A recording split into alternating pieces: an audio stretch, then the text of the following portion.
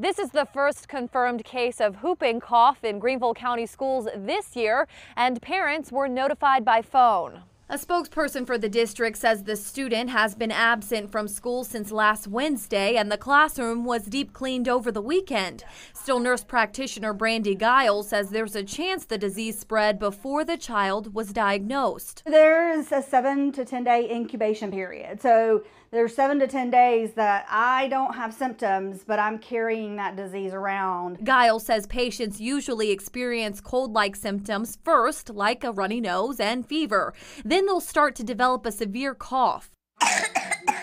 That cough that doesn't stop, that cough that takes the breath. The majority of kids receive the whooping cough vaccine as an infant and then again in 7th grade. But a recent News 4 investigation revealed that more than 2% of students in Greenville County claim religious exemption. As long as your children are up to date on their vaccinations, their DTaP and their Tdap and all that kind of fun stuff, then the likelihood is greatly reduced to almost nil. Giles recommends that adults update their booster shots every 10 years.